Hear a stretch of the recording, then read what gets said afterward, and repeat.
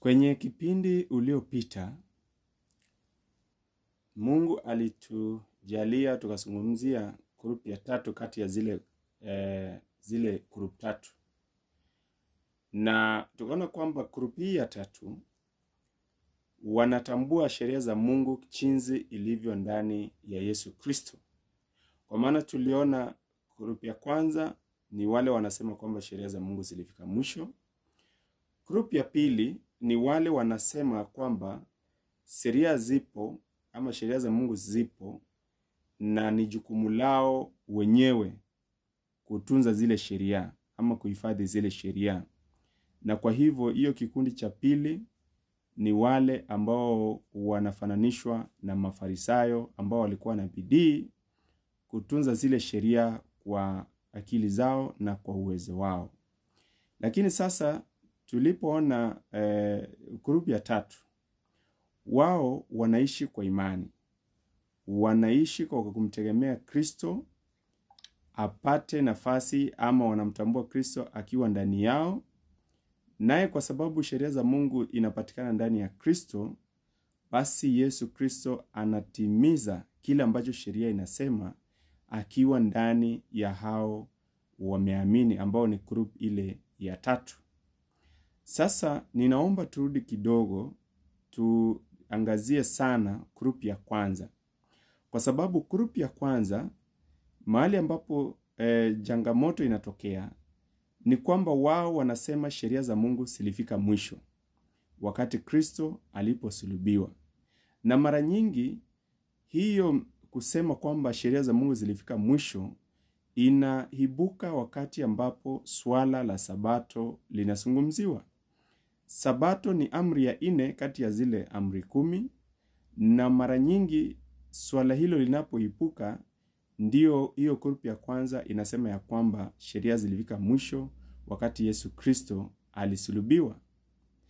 Na wakati huu, wakati swala hilo linapoibuka ya kwamba je, Sabato ni siku gani?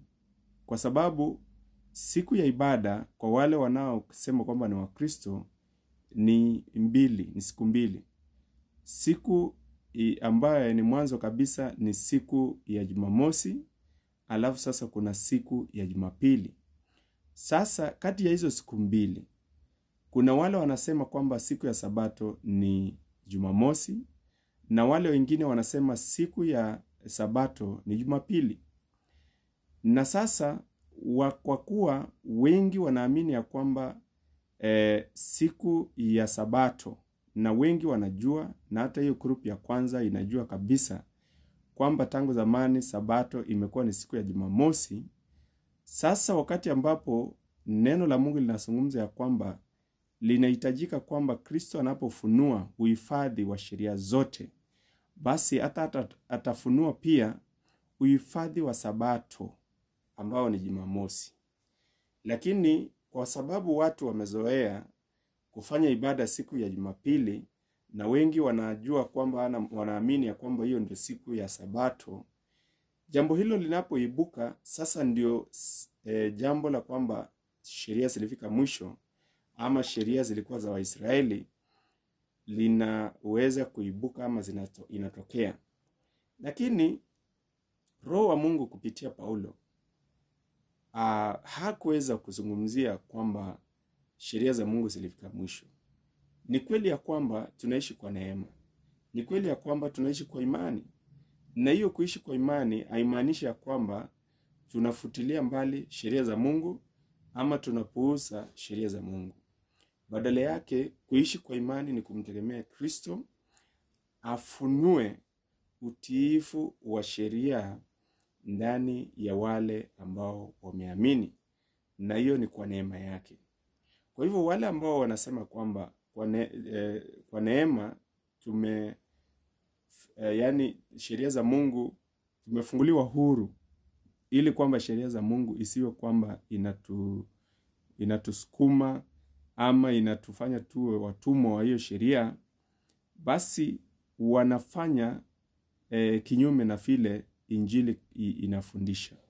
Sasa naomba tusome kwenye kitabu cha Warumi 3 mstari wa 31 Ile grupu ya kwanza, swali ambalo nitauliza, ikiwa kweli kwa neema ya Mungu sheria za Mungu zimefika mwisho, basi andiko hili itakuwa inamaanisha nini?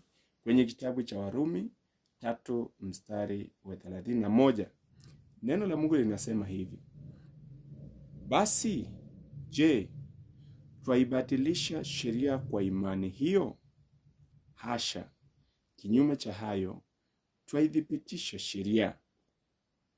Kwa hivyo swali imekuja hapo, kwa sababu ukirudi hapo nyuma utaona ya kwamba wale ambao wanahesabiwa kuwa ni wenye haki, wanahesabiwa haki kwa njia ya imani, sio kwa sababu ya kutii sheria, sio kwa sababu ya kushika sheria, bali ni kwa sababu ya kumtumainia Kristo, kwa sababu kumtumainia Kristo ndio kuishi kwa imani.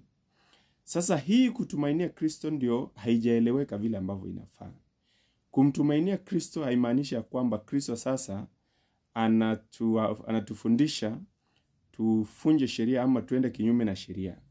Badala yake kumtumainia Kristo ni kumruhusu ama kumpea nafasi afunue uhifadhi wa sheria kupitia kwetu ama kupitia wale wanaoamini. Kwa sababu Kristo akiwa ndani yetu, yeye ndio akona uwezo wa kuishi maisha kama vile sheria inaelezea. Sisi wanadamu hatuna uwezo wa kuishi maisha hayo ambayo sheria inaelezea. Ndio sababu tunamhitaji Yesu apate nafasi ndani yetu, aishi maisha kulingana na vile sheria inavyosema, kwa sababu sheria ndio tabia yake. Kwa hivyo hiyo ndio kuishi kwa imani. Sio kufunjilia sheria mbali eti kwamba hiyo ndio kuishi kwa imani. Hapana.